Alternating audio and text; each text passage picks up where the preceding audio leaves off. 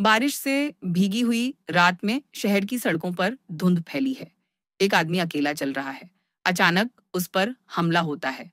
न कोई चाकू, न कोई गोली, बस खामोशी। अगली सुबह उसकी लाश मिलती है। उसका शरीर एक अजीब पोज में मोड़ा गया होता है।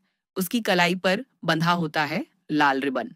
पास ही जमीन पर लिखा होता है एक अधूरा शेर, चौक से लिखा गया, जिसमें आखिरी शब्द गायब है। तफ्तीश शुरू करता है डिटेक्टिव समीर खान, तेज दिमाग वाला, जुनूनी, लेकिन अंदर से टूटा हुआ।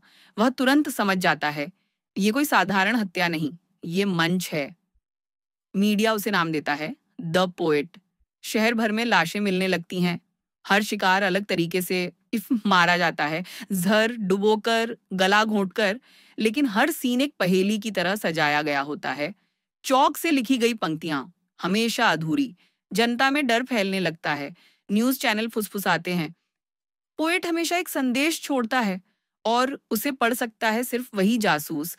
समीर मामले में डूब जाता है, लेकिन कातिल उसकी हर चाल पहले से जानता है, जैसे कोई परछाई उसे देख रही हो। धीरे-धीरे सच सामने आता है।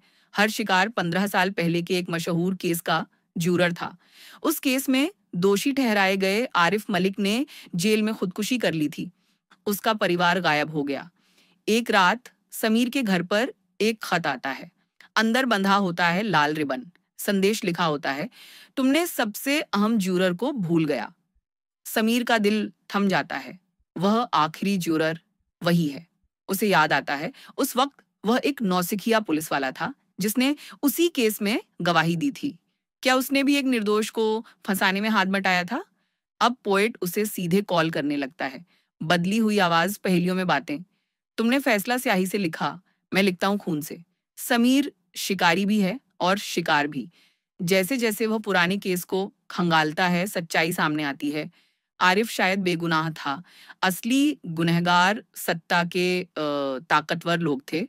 पोएट अब सिर्फ बदला नहीं ले रहा, वह अपनी तरह से इंसाफ दे रहा है। हर सुराग समीर को और अंदर खींचता है, यहाँ तक कि वह खुद दीवारों पर अधूरे शेर लिखने लगता है। क्या वह केस सुलझा रहा है या खुद कहानी का हिस्सा बन रहा है? आखिरी टकराव एक सूनी अदालत में होता है। पोएट सामने आता है। वह आरिफ का छोटा भाई है। उसने 15 साल इसी दिन की तैयारी में बिताए। लेकिन समीर को मारने की बजाय वह खेल और बड़ा कर देता है। अचानक लाइटें जल उठती हैं। 5 लोग कुर्सियों से बंधे होते हैं, उनकी कलाइयों पर लाल रिबन। उनमें से एक है समीर का सबसे करीबी साथी। पोएट कहता है, अब तुम्हें मेरा फैसला नहीं सुनाना, अब जूरी तय करेगी। चुनो, उन्हें बचाओ और मुझे जाने दो, या मुझे रोक कर इन्हें मरते देखो। समीर खड़ा रह जाता है, गुनाह और फर्ज के बोझ तले दबा हुआ। पुलिस इमारत पर धावा बोलती है, लेकिन समीर और पोएट दोनों गायब। जज की कुर्सी पर चौक से लिखा है, मुकदमा अभी खत्म नहीं हुआ। स्क्रीन